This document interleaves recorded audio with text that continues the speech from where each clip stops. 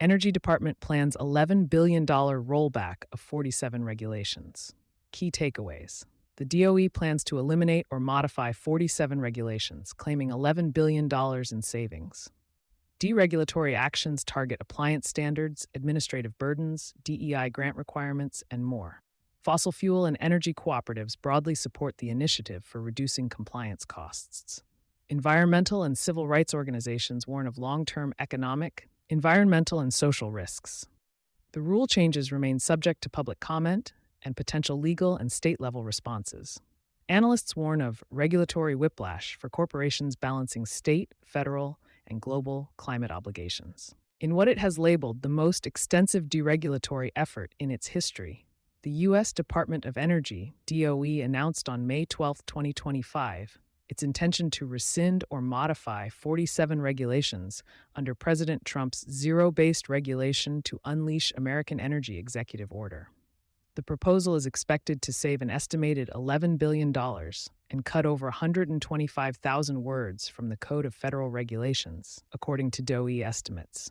The move, introduced by U.S. Secretary of Energy Chris Wright, was positioned as a cornerstone of the administration's drive to remove barriers that restrict consumer choice and increase costs for the American people.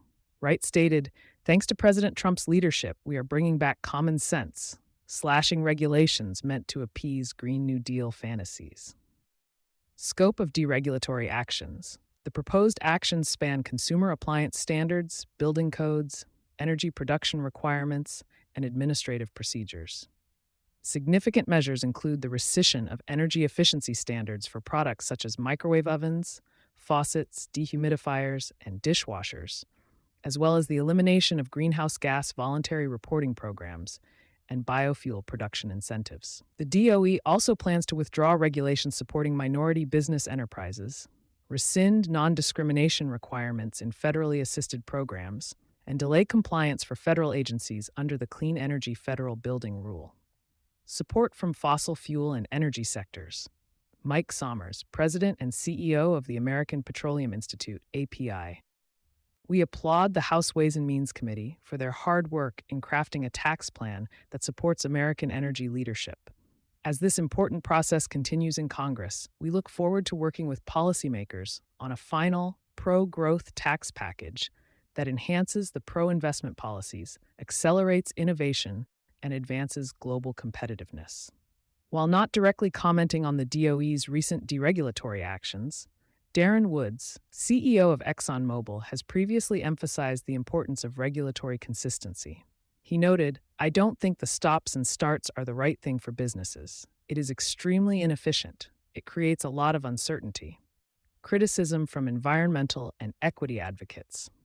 Conversely, environmental and consumer groups have raised alarms. The Appliance Standards Awareness Project warned that rolling back appliance efficiency standards will drive up household energy and water costs over time. Andrew Delaski, executive director, stated, "If this attack on consumers succeeds, President Trump would be raising costs dramatically for families as manufacturers dump energy and water-wasting products into the market. Fortunately, it's patently illegal, so hold your horses." Large energy companies expressed caution. While they welcome the reduction of certain administrative burdens, some warned about possible long-term risks. Mackie McCrea, co-CEO of Energy Transfer, acknowledged the necessity of regulation, but advocated for a balanced approach, stating, "We're not arguing that we don't need to be regulated, but what we're asking for is reasonable, not onerous regulation." Outlook for implementation. While the DOE's announcement is a major milestone, the regulatory changes remain subject to a public comment period and potential legal challenges. Industry analysts are closely watching the balance between deregulation and potential state-level responses that may introduce new local standards in absence of federal oversight. The actions also come amid rising global energy demand and the parallel challenge of meeting corporate and municipal climate commitments.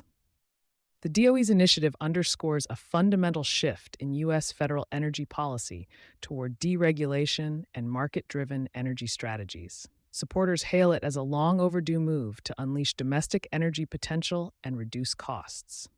critics warn that the social, environmental, and financial costs may outweigh the intended benefits.